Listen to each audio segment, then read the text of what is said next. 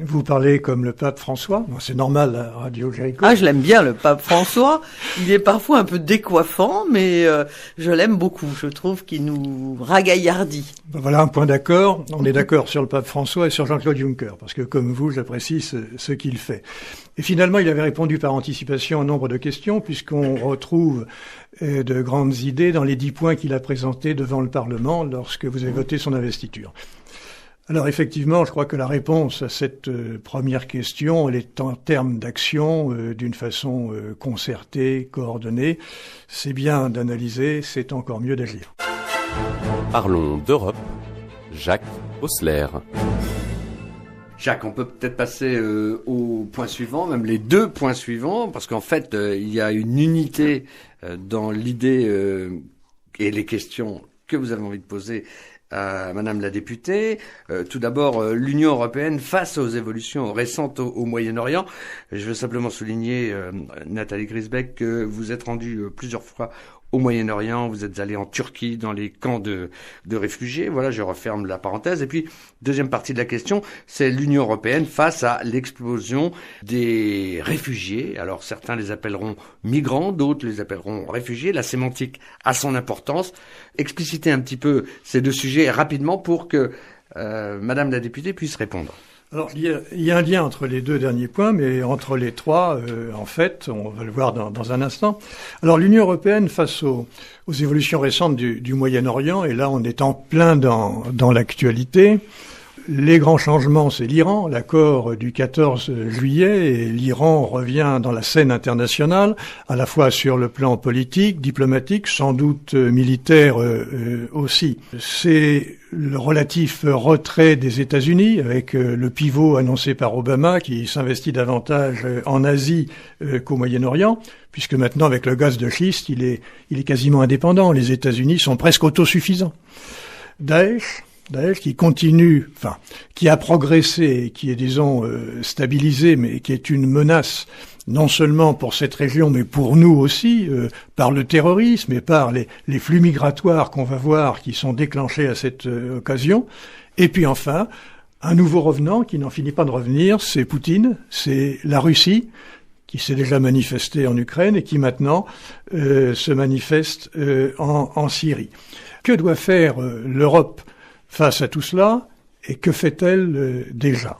C'est une question, enfin c'est pas une question, c'est en fait la marche du monde que vous évoquez et à laquelle vous me demandez de répondre. D'abord, je voudrais peut-être dire un mot sur les 48 heures que je viens de passer il y a une semaine environ sur la route des Balkans entre la Grèce jusqu'à la gare de Keleti à Budapest, en passant tous les postes frontières de la Grèce à la Macédoine, depuis Thessalonique jusqu'à la frontière macédonienne, de Macédoine jusqu'en Serbie et de Serbie en Hongrie, où j'ai vu des milliers de gens donc exténués, fatigués, des familles, des enfants, où j'ai vu quelque chose qui ressemblait à une forme de honte pour l'Europe et une terrible crise humanitaire à la veille de l'hiver.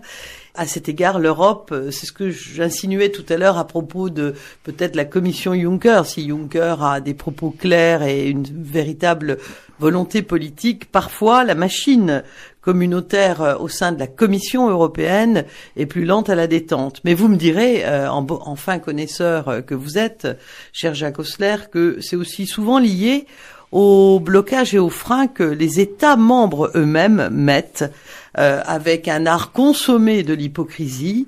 Défendre leur souveraineté. À défendre ce qu'ils appellent leur souveraineté, parce qu'au fond, ils se tirent dans le pied.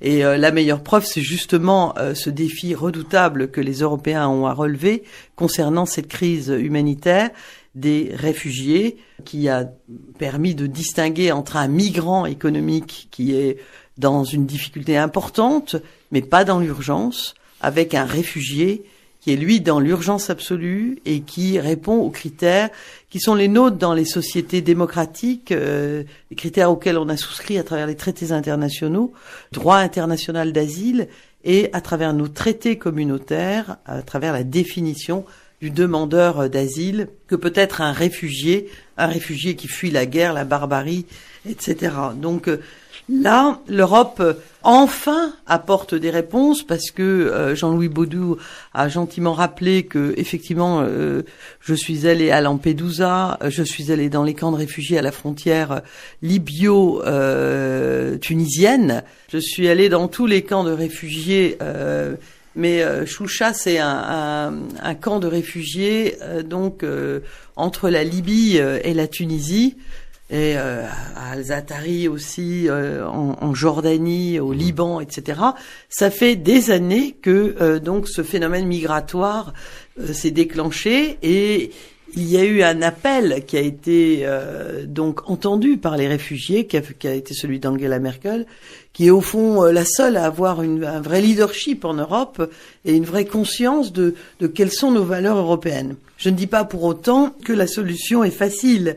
Il y a à la fois des décisions à prendre de court terme, elles sont en train d'être prises. Le Parlement européen les appelle de ses vœux et il existe une majorité depuis 3 ans et demi là-dessus. Il y a des opposants, mais il y a une majorité qui existe au Parlement pour aider l'organisation des camps de réfugiés dans les États voisins de l'Union européenne ou sur le territoire européen ou dans des États enclavés en Europe tels que la Macédoine ou la Serbie, qui sont entre des États membres européens, et puis des solutions de court terme qui sont des solutions de travail étroit avec les pays tiers, de lutte absolument ferme contre les passeurs. J'ai vu moi-même pendant les 48 heures où j'étais des gens qui étaient tout à fait des gens sans vergogne qui entre les mains desquels les réfugiés pouvaient se trouver, puisqu'ils n'avaient qu'une hâte, c'était transiter par les États membres du Sud pour pouvoir rejoindre l'Allemagne et s'insérer, en tous les cas fuir la guerre, les violences, les viols, la barbarie et les horreurs donc qu'ils ont vécues. Et puis la mise en place des hotspots, alors bon, c'est le jargon là aussi européen, mais d'organisation de l'enregistrement des gens qui entrent sur le territoire européen, en même temps que cela permettra de protéger les frontières externes de l'Europe. Donc c'est un défi redoutable que nous avons à relever. Certains disent que c'est le défi le plus important depuis la Seconde Guerre mondiale. Je souscris à cette idée après avoir vu ce que j'ai vu, des images qui ressemblaient à ce qu'on a vu pour la Shoah, dans des gares, dans des endroits, des gens qui étaient enfermés dans des cages, des enfants en détention sur le sol de l'Europe. C'est quelque chose d'impensable. Mais ça doit être organisé et ça doit être ensuite réparti de manière solidaire entre les États membres et en espérant aussi qu'un certain nombre de ces pauvres Syriens peut-être repartiront dans leur pays après que, dernier élément, à cette vraiment énorme question, après qu'une initiative diplomatique aura été prise, voire militaire.